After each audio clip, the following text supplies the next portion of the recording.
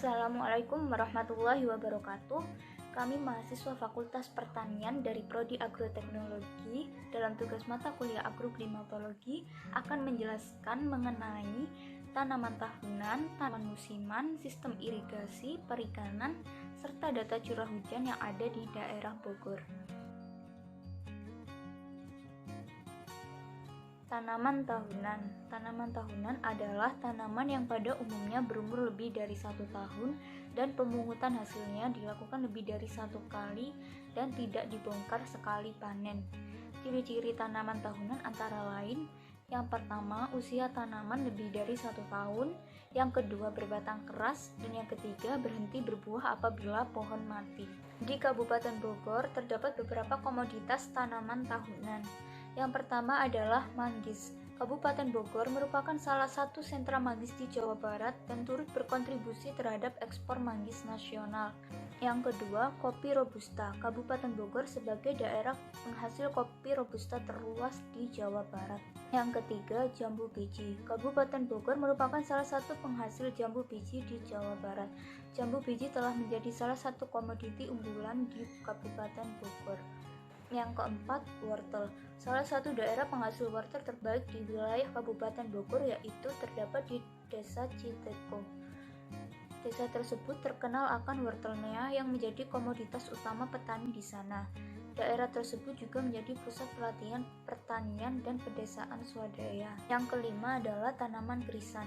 Di Kecamatan Megamendung Bogor, krisan merupakan tanaman hias yang memiliki nilai ekonomis yang tinggi.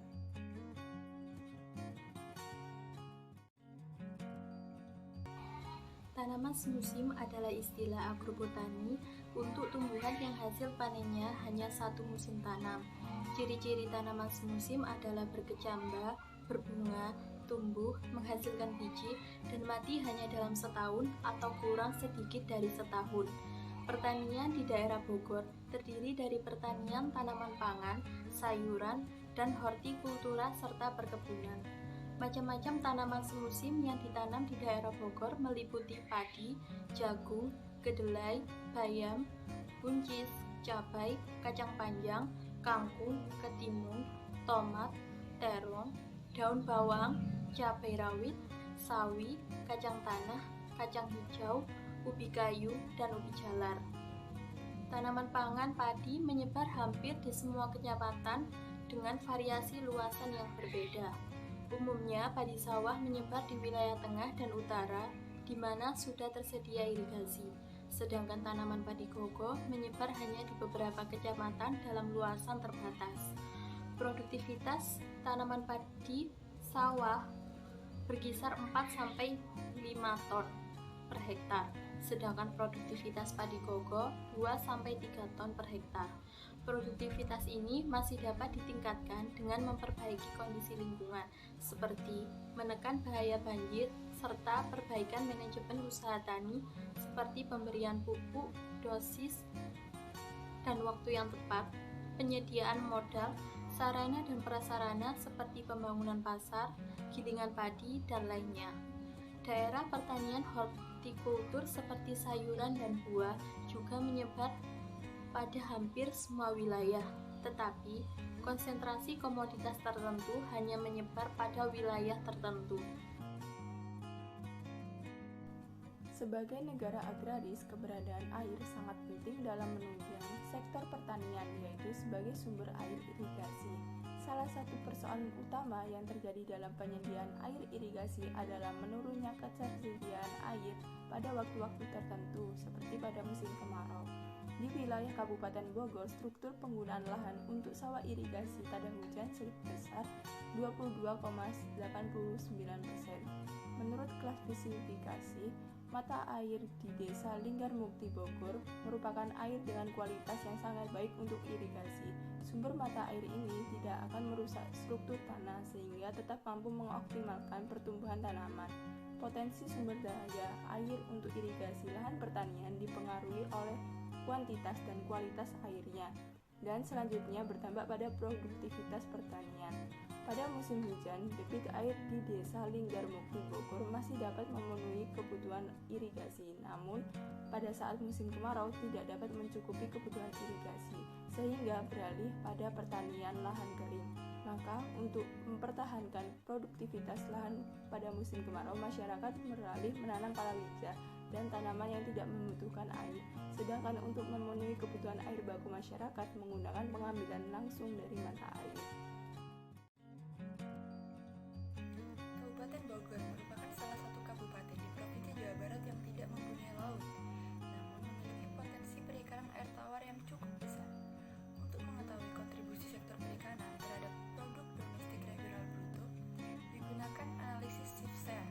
Sedangkan untuk mengetahui peranan sektor perikanan dalam pembangunan wilayah Kabupaten Bogor, digunakan analisis location quoting, yaitu untuk menentukan apakah sektor perikanan merupakan sektor basis ekonomi atau tidak, baik dari indikator pendapatan wilayah dan penyerapan tenaga kerja.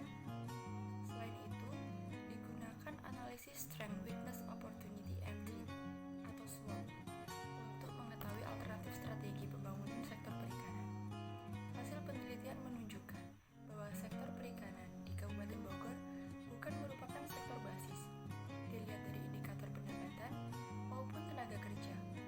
Hal ini disebabkan nilai ALKI sektor perikanan berdasarkan indikator pendapatan dan tenaga kerja kurang dari 1, sehingga untuk memenuhi kebutuhan akan sektor perikanan Kabupaten Bogor harus mengimpor dari luar daerah. Sedangkan berdasarkan analisis SIFSER, kontribusi sektor perikanan dari tahun 1996 sampai tahun 2000 tidak banyak mengalami perubahan.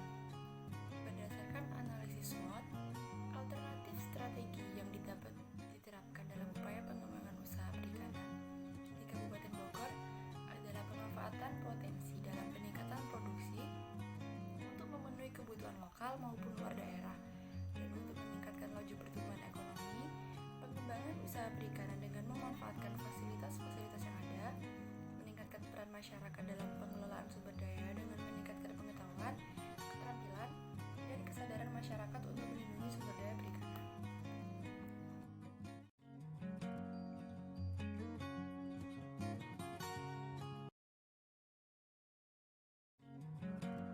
Dari tabel tersebut dapat diketahui data curah hujan, yaitu data curah hujan pada Kabupaten Bogor, Provinsi Jawa Barat yang diperoleh dari BMKG setempat, yaitu pada 10 tahun terakhir dengan tahun 2010, 2011, 2012, 2013, 2014, 2015, 2016, 2017, 2018, dan 2019. Pada 10 tahun terakhir itu, data curah hujan yang tertinggi jatuh kepada bulan Januari dengan jumlah ketinggian yaitu 5.430,5 mm dengan rata-rata setiap bulannya dengan curah hujan 543,05 mm. Sedangkan yang terendah pada 10